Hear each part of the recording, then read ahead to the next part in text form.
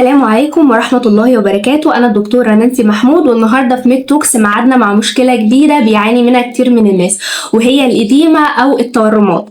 مشكلة الإديمة هي مشكلة عزيزة عليا شوية، لأن تقريبا دي أكتر مشكلة أنا بتسأل عنها، سواء تورمات في الرجل أو في الإيد أو في الجسم عامة. وبما إن موضوع الإديمة موضوع مهم جدا، فبالتالي قسمته على حلقتين. حلقة النهاردة هنتكلم فيها عن الإديمة بصورة جنرال شوية، هنتكلم عن ألف ب إديمة بالظبط، هنفهم إيه هي الإديمة وإزاي بتحصل وأسبابها وإزاي نشخصها. والمرة الجاية إن شاء الله والحلقة الجاية هنتكلم فيها عن نوع معين من الإديمة وهو الليمفديما بإذن الله. وعشان عليكم يلا نبدأ. تعريف الإديمة أنا مش هقوله، لكن هنستنتجه من الشرح اللي أنا هقوله دلوقتي. زمان كنت مفكرة إن الدم سايح في الجسم، لكن طبعا لما كبرت عرفت لا، الدم مش سايح في الجسم، الدم ماشي في قنوات خاصة بيه وهي الأوعية الدموية. الأوعية الدموية قد تكون شرايين أو أوردة أو شعيرات دموية، بالإضافة إلى القلب. دول كده بيكونوا لي الجهاز الدوري. الموضوع كله بيبدأ من القلب بيضخلي الدم في الشريان الأورطة، وبعد كده شريان الأورطة بيبدأ إن هو يتفرع عليه شرايين أصغر فأصغر فأصغر فأصغر علشان توصل لكل أجزاء الجسم وتغذي الخلايا، لحد ما بنوصل لمنطقة الشعيرات الدموية، وهي دي اللي هتكون محور الحديث بتاعي النهاردة. على النقيض الناحية التانية، الوريد بيجمع المخلفات اللي موجودة أو اللي بتنتج من العمليات اللي بتعملها لي الخلايا زي عمليات الأيض، ويبدأ إن هو يجمع الويست برودكتس اللي هي المخلفات وثاني أكسيد الكربون، ويبدأ إن هو يمشيهولي ويروح القلب، وتفضل الدورة دي شغالة على طول. منطقة الشعيرات الدموية أنا عملت لها فوكس كده في الصورة اللي هتظهر دلوقتي، هتلاقي إن هي لها شكلين، شكل لونه أحمر أو طرف لونه أحمر، والطرف التاني لونه أزرق. الطرف اللي لونه أحمر ده هنسميه الطرف الشرياني، والطرف اللي لونه أزرق ده هسميه الطرف الوريدي. في الطرف الشرياني ده اللي بيحصل فيه ترشيح للمغذيات والأكسجين اللي شايلها لي الدم بتاع الشريان للخلايا عشان تغذيها. لكن في الناحية التانية اللي لونه أزرق، الشعيرات الدموية اللي لونها أزرق دي لونها أزرق عشان شايلة كمية كبيرة جدا من ثاني أكسيد الكربون، وطبعا المخلفات زي ما احنا قلنا اللي بتمشيلي بعد كده في دم الوريد. السؤال هنا يجي ويقول لي ايه؟ طب هو ازاي بيحصل ترشيح للسوائل بتاعة الدم او بيحصل لها اعادة امتصاص؟ يعني هو انا اللي بدخل ازقهم او بسحبهم؟ لا طبعا، في قوتين عندي هنا مسؤولين ان هم يعملوا لي العمليتين دول، سواء كانت عملية ترشيح او عملية اعادة امتصاص. اول قوة معايا وهي الهيدروستاتيك بريشر، اللي احنا بنسميه الضغط الهيدروستاتيكي، ودي خلينا نقول عليها ان دي قوة دفع.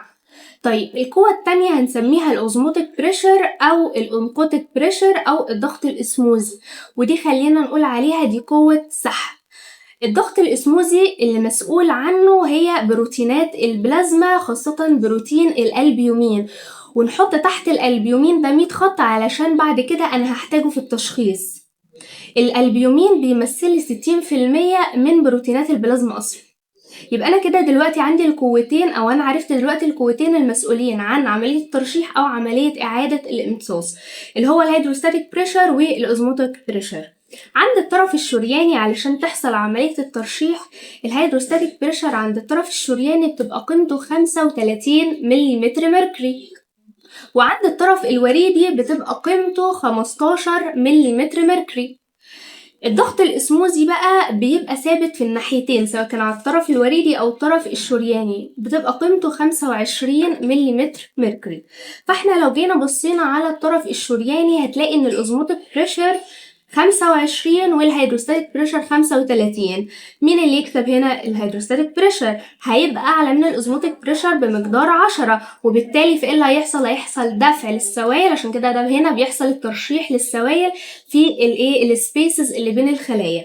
لو بصينا على الناحية التانية على الطرف الوريدي هتلاقي ان الطرف الوريدي هناك الاوزموتيك بريشر حوالي 25 ملم ميركوري، والهيدروستاتيك بريشر 15 ملم ميركوري. مين اللي يكسب هنا؟ اللي هو الاوزموتيك بريشر، اللي هو الضغط الاسموزي، اللي هو قوة السحب هتكسب بمقدار 10، فبالتالي هتسحب لي السوائل تاني لدم الوريد.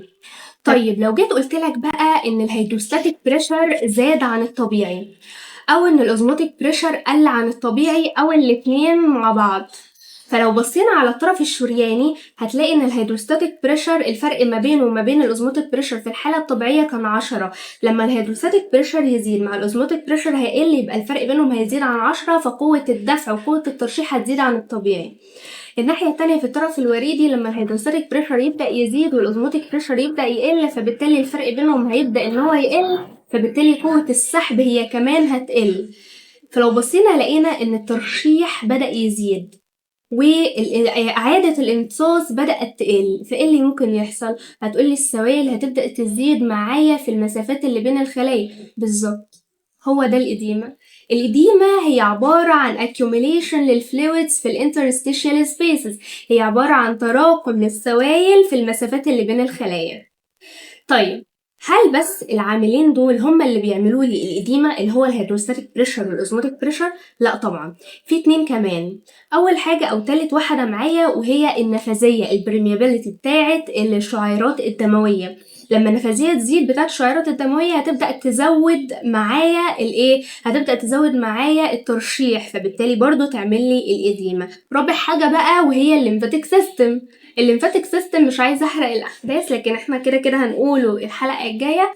بس عايزه اقول ان السوائل اللي بيسحبها لي او بيحصل لها اعاده امتصاص في دم الوريد مش كلها بيحصل لها اعاده امتصاص، في شويه كده في الاخر بيفضلوا موجودين مش بيطلعوا معايا في دم الوريد. امال مين اللي بيسحبهم لي؟ اللي بيسحبهم لي الاوعيه الليمفاويه، الجهاز الليمفاوي. فلو قلنا مثلا حصل مشكله في الجهاز الليمفاوي او حصل انسداد في الاوعيه الليمفاويه، فاذا شويه السوائل دي مش هتروح معايا في الاوعيه الليمفاويه، فبالتالي هتبدا تتراكم مره على مره وتعمل لي الاديمه. احنا كده عرفنا ايه العوامل المسؤوله عن حدوث الاديمه. طب تعالوا بينا بقى نصنف الاديمه لها تصنيفات كتيره، بس تعالي نبدا واحده واحده. اول حاجه الإديمة ممكن نصنفها localized أو generalized. يعني إيه؟ يعني لو الإديمة شغلة جزء واحد بس من الجسم، طرف مثلا واحد، رجل واحدة، ايد واحدة، وهكذا، فدي بنسميها localized. لكن لو واخدة كذا جزء من الجسم، يعني مثلا الرجلين، الايدين، الجسم كله، هكذا، دي بنسميها generalized. تمام؟ اول حاجه خلينا بس نركز في اللوكالايزد. دلوقتي جالي بيشنت بيشتكي ان هو رجله مورمه، رجل واحده بس. انا كدكتور ابدا ان انا اشك في ايه مثلا؟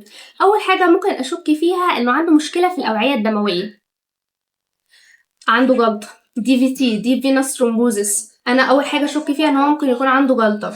طب اشك ازاي ان هو عنده جلطه؟ هتلاقي ان هو القدم اللي فيها او الرجل اللي فيها تورم دي هتلاقيها محمره جدا وسخنه جدا، توجعه وجع شديد قوي.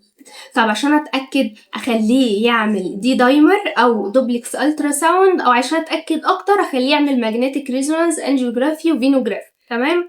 لو طلعوا ايجابيين والله الشخص ده عنده جلطه وهي اللي عامله له المشكله دي. طب لو طلعوا سلبيين يبقى افكر في حاجه تانية، زي مثلا زي الفينوس انسفشنسي، يعني عنده مشكله في الصمامات بتاعه الاورده ما بتقفلش كويس. تمام؟ طيب ممكن افكر في ايه تاني؟ والله ممكن يكون مخبوط اصلا، يعني عنده تروما او انجري، مخبوط في المكان ده، فهتلاقي جنبه كدمه، هتلاقي في كدمه وهتلاقي رجله مورمه، يبقى ما تخافش ده انت عشان كنت موجود بس. طيب ممكن يبقى عنده الرجي، حساسيه مثلا حشره جت قرصته في المكان ده، فعنده حساسيه منها، فبالتالي ايه اللي حصل؟ راح عامله له اديم. طيب ممكن يكون عنده زي انفكشن، عدوى زي السيلولايت، ممكن يبقى الموضوع التهابات في المفاصل او الاوتار، دي عامله له اديمه. دول اللي افكر فيهم لو شخص عنده لوكالايزد اديم. طيب لو البيشنت بقى جاي لي بيشتكي من كذا طرف في جسمه في مشكله او في تورم، زي مثلا هو جاي يقول لي ان رجليه الاتنين مورمين، لازم استبعد 3 حاجات كده في الاول علشان اقول ان البيشنت يعني سليم الى حد ما ونقدر ان احنا نتعامل معاه. اول حاجه وجود مشكله في القلب عنده. وجود مشكله في القلب هتخلي البيشنت مش قادر، او تخلي القلب مش قادر يستقبل الدم اللي جاي له، مش قادر يضخه، فبالتالي تبدا السوائل ان هي تنفخ لي في الجسم. دي حاجه. علشان اشخص الحاله دي محتاجه اعمل ايكو، محتاجه اعمل اي سي جي. تمام؟ طيب بعد كده تاني حاجه الكدني. احنا طبعا عارفين ان الكليه بتتخلص او بتخلصني من السوائل اللي زايده عن حاجتي في الجسم. لو الشخص ده بقى عنده فشل كلوي فهتلاقيه ان هو بيتخلص من الالبيومين في اليورين في البول. الكليه هتلاقيها بتطلع البيومين في اليورين، فبالتالي لما الالبيومين عمال يطلع بره الجسم فاذا كميته في الدم هتقل، فلما تقل كميته في الدم وهو اصلا المسؤول عن الحفاظ على قيمه الضغط الاسموزي 25 ملم ميركوري، فبالتالي الضغط الاسموزي هيقل فهيعمل لي اديمه. طيب اشخص الحاله دي اشخصها ازاي؟ اول حاجه هنعمل حاجه زي السيرم كرياتينين، هنعمل تحليل بول، تمام. هنعمل تاني حاجه تحليل بول اللي هو اليورين اناليسيس، تمام. طيب ممكن تالت مشكله بقى الكبد، عنده مشكله في الكبد. لو عنده مشكله في الكبد، الكبد اصلا بيصنع لي البيومين، فلو عنده مشكله في الكبد فاذا ايه اللي هيحصل؟ تصنيع الالبيومين هيقل، فبالتالي هيقل نسبه الالبيومين في الدم، فبرضه هيعمل لي الاديمه. طيب هتلاقي الشخص اللي عنده الكبد ده عنده ممكن يبقى معاه استسقاء، ممكن تلاقيه موجود معاه استسقاء اللي هو الاسايتس، استسقاء في البطن، او ممكن تلاقي معاه صفرة، فاعرف ان الشخص ده عنده كبد. طب ممكن عشان تحاليل نعمل ايه؟ نعمل ايه ال تي وايه اس تي وبيليريوبين وهكذا. طيب دول الثلاث حاجات اللي انا استبعدهم في الاول. رابع حاجه ممكن تكون المشكله في المال نيوتريشن، في سوء تغذيه، اصلا ان هو ما بياخدش كميه بروتين كافيه، او ان الامعاء بتاعته فيها مشكله في الامتصاص فما بتقدرش تعمل امتصاص لكميه بروتين كويس. طيب ممكن تكون المشكله في ايه تاني؟ ممكن تكون المشكله في الغده الدرقيه، قصور في الغده الدرقيه اللي هي حاله الميكسديما.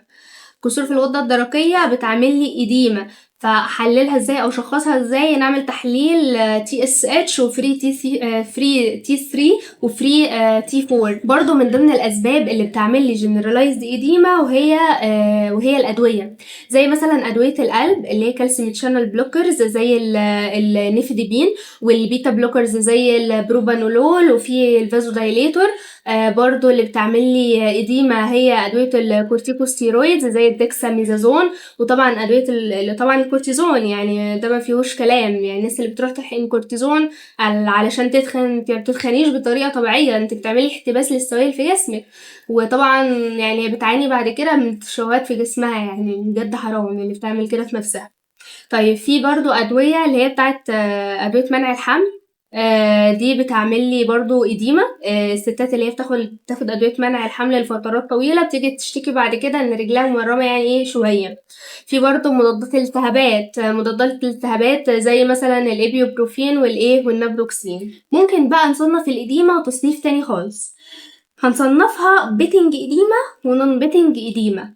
طيب يعني ايه الكلام ده؟ هو تيست احنا كده بنعمله، بنيجي عند المكان اللي مورم وتيجي تضغط عليه بصباع ايدك كده، ماشي، عدة ثواني كده، وبعد كده تسيب صباع. لو المكان علم حفر كده، عمل حفرة مكان صباعك، دي بنسميها البيتنج إديمة.